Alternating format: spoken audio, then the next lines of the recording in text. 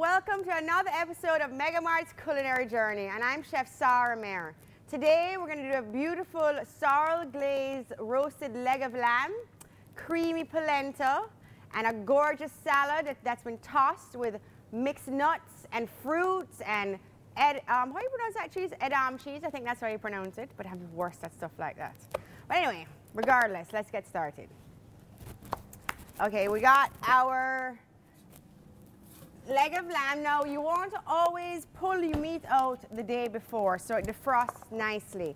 I don't like to really soak the meat in water because I feel like it loses a lot of its blood and then in turn it loses its juiciness. So I like to pull my meat out the day before, put it in the fridge and let it defrost.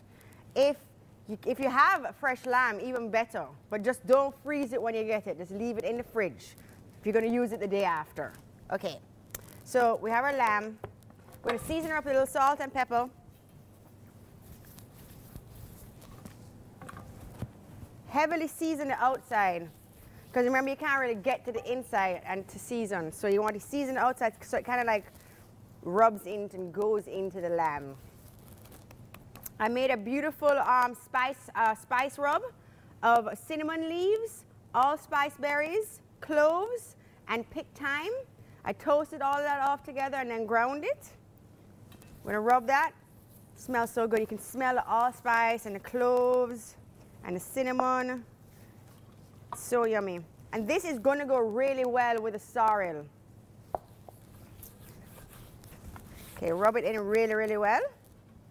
Let me wash my hands off. From here, I'm going to stud the lamb with garlic. So that would help kind of flavor the meat on the inside. If you want to take a little thyme and shove it in there too, or rosemary, that would work. Oops. So I'm going to take about 4 cloves of garlic. Just cut my lamb in different spots. 3. Ooh, look, I hit a bone there. 4.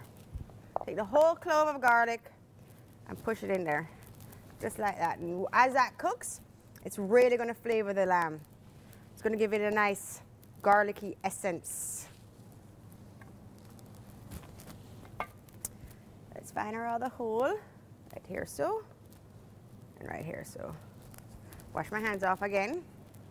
Always have clean hands in the kitchen. Okay, now I'm going to rub it with a little olive oil because that's really going to help create a crust and caramelize the outside, which creates flavor, you know? Flavor and texture. You know what I'm thinking too? I'm thinking that a little rosemary would be nice on here. So I'm going to add some rosemary. If you don't have fresh rosemary, you can use it dried. But just always remember, when you're using dried herbs, they're a little more intense than the fresh ones. I think we should have some rosemary in here somewhere.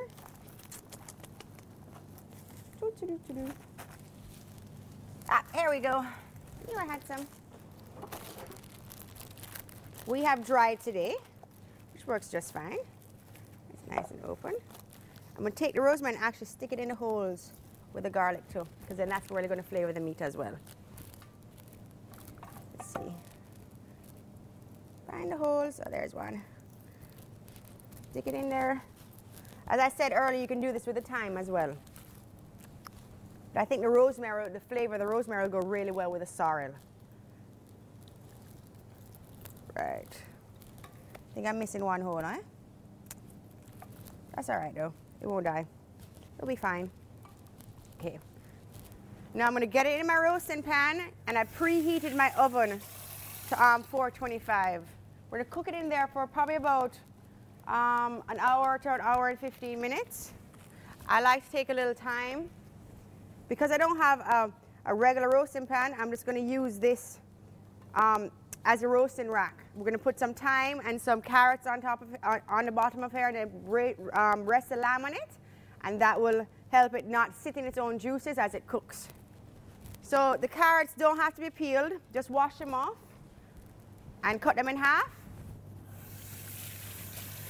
and that will work just fine. Cut the ends off.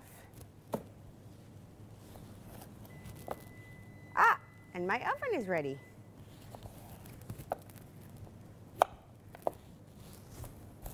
Cool.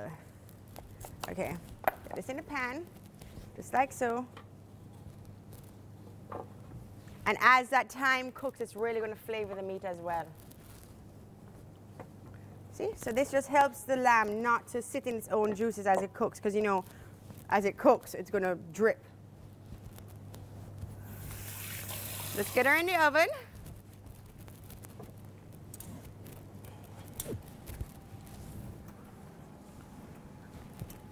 Set at 425, and we're ready to roll.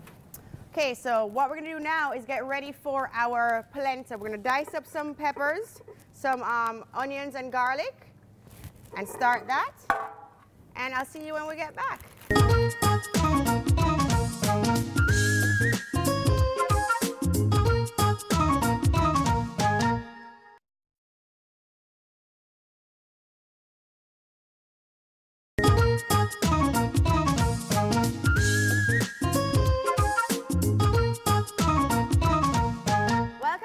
MegaMart's culinary journey. Now, before you went on break, we put the lamb in the oven. I started getting ready for my sorrel glaze. Basically, the sorrel glaze is just a sorrel jam that we're going to put on the stove in my grandma's pot. And you're going to just bring the temperature, melt it down a little bit so we can baste it on top of the lamb right before we're ready to serve it. And we're also going to start our polenta. Now, for the polenta, we're going to put polenta, which is basically a cornmeal, what we call turned cornmeal, but I make it with onions and garlic and thyme and chicken stock, and it's a little more savory and very creamy. So let's grab some garlic, onion, and cut that up. Turn our stove on. You want to turn the stove on to like probably just a medium heat because you don't want to really burn the onions. You just want to make them translucent. There we go. Here. As I said a million times before, you can use whatever onions you want to use. Today we're just using white onions, which are fine. Peel these up. Yummy. You know, I'm not really an onion lover, you know. That's a little confession I have.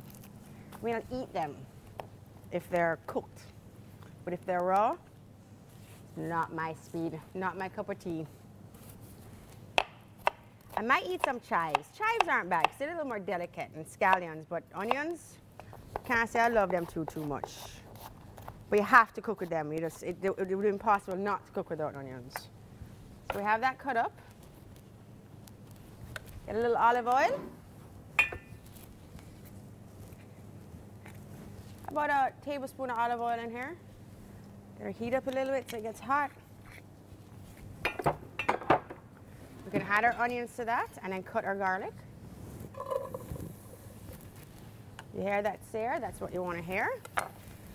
I'll use about, I don't know, 2 cloves of garlic. That'll be good. Smash them. You guys know the trick? When you smash them, and you just take off the skin.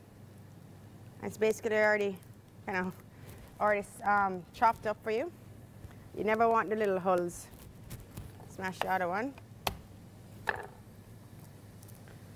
And then from here, once my onions and garlic are sauteed nicely, we're gonna hit it with a little chicken stock, a little cream, and our polenta. And I'm gonna put a couple sprigs of thyme in there. I just like to cook my thyme whole. I put the whole sprig in there because it's easy for me to pull it out. I can see the actual sprigs, but then all the leaves fall off into whatever I'm cooking. So, you know, because when you pick it, it takes a little time. It's a pain in the butt.